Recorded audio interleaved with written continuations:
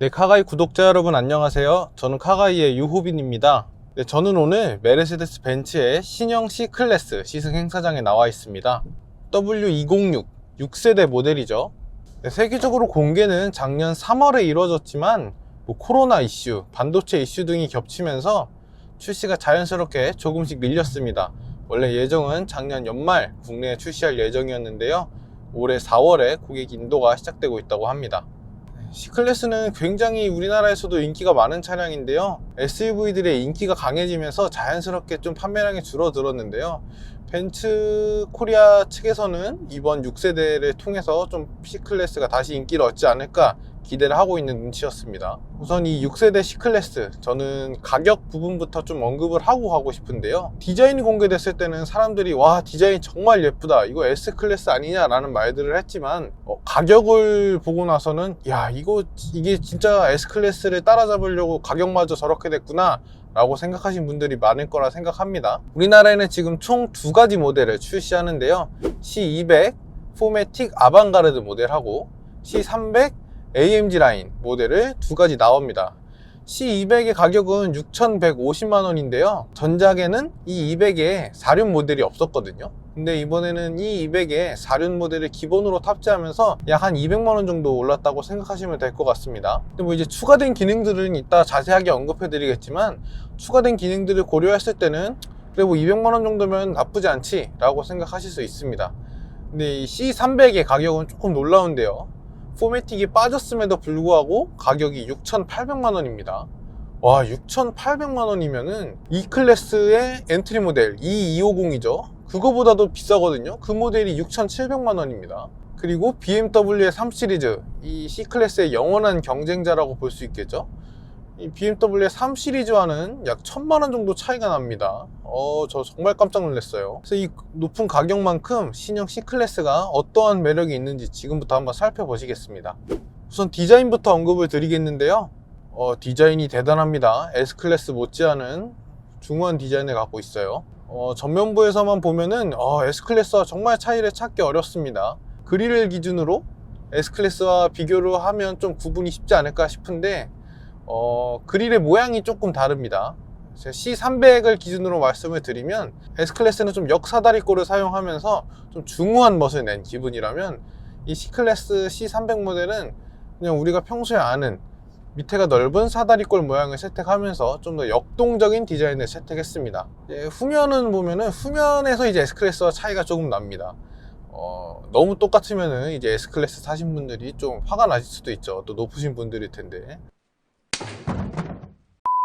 그래서 후면에는 조금 힘을 뺀 듯한 느낌입니다. 앞과 옆에 비해서는 조금 아쉬운 느낌이 있습니다. 그래도 저는 C클래스의 디자인은 전체적으로 보면은 정말 완성적인 디자인이다 라고 생각이 드는데요, 다음으로도 실내에 들어오면은 이거 실내에서도 S클래스랑 뭐가 다른 거냐 라고 생각을 하실 수 있습니다. 센터에 11.9인치 디스플레이를 보니까 와, 이거 진짜 S클래스와 동일하구나 라는 생각을 했습니다. 구형은 조금 올드한 맛이 있었습니다. 나무 트림을, 조금 어색한 나무 트림을 쓰고, 이 센터 디스플레이 베젤이 엄청 넓기도 하고, 그래서 좀 올드한 느낌이, 중후하다면 중후하지만 좀 올드한 느낌이 있었는데, 이 신형 C클래스는 정말 미래차를 타는 듯한 기분이 듭니다. 특히 센터 디스플레이는 MBUX 2세대가 적용됐죠.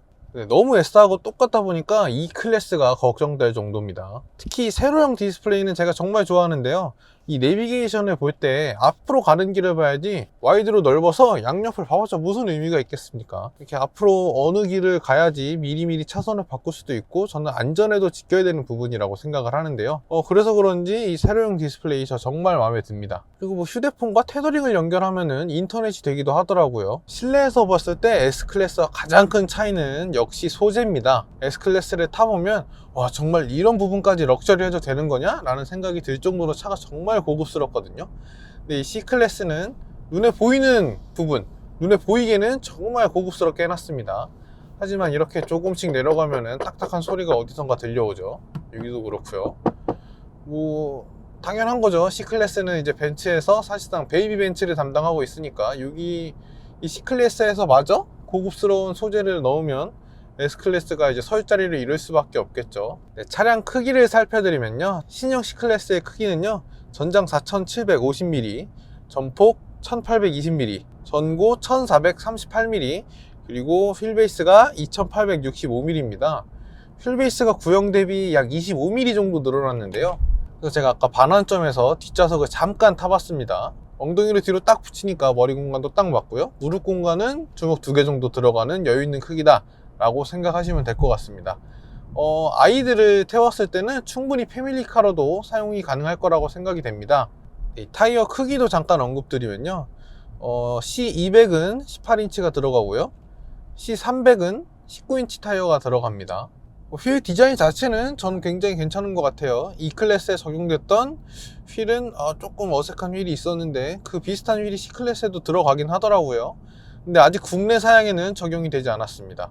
다음으로는 파워트레인인데요, 두 차량 모두 같은 2.0L 가솔린 엔진이 적용됐습니다. 출력 면에서 약간의 차이를 뒀습니다.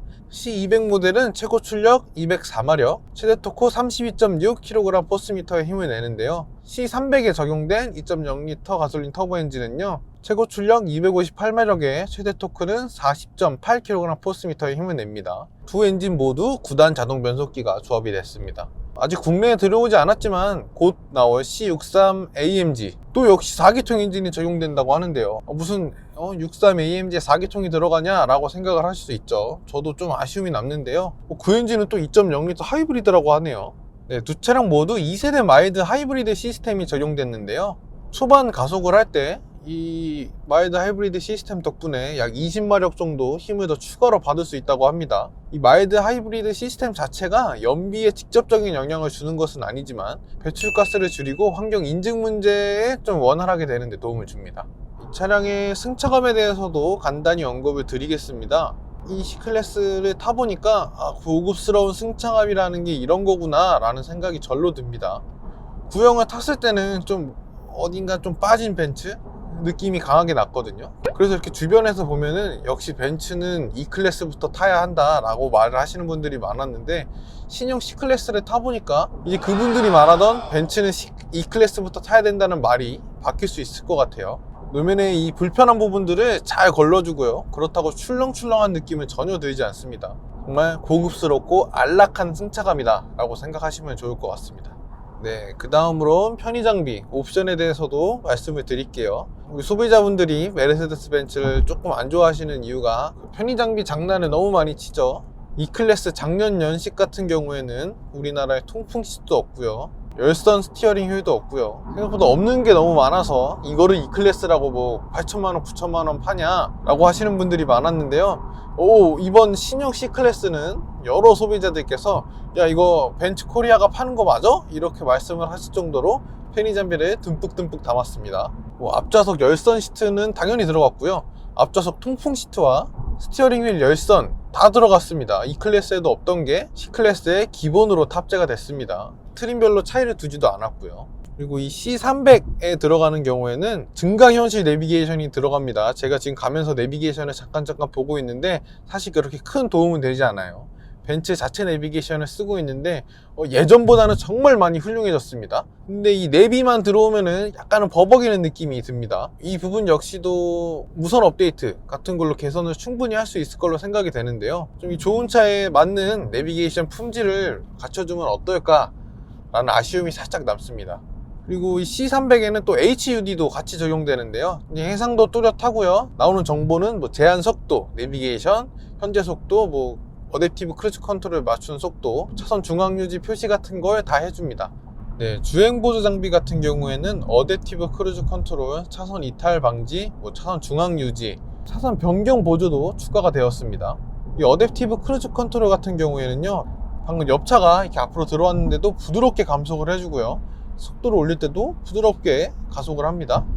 이 차선 중앙 유지 같은 경우에는 현대기아처럼 상시 작동하는 것은 아니고 어댑티브 크루즈 컨트롤을 켰을 때만 작동이 됩니다. 조금 아쉬운 편의 장비는 뒷좌석으로 가면 나오는데요, E클래스부터 제가 느꼈는데 이 벤츠가 참 USB 포트에 야박하다라는 생각이 들거든요. 근데 이 C클래스는 USB 포트가 여기 앞에 C타입으로 하나밖에 없습니다.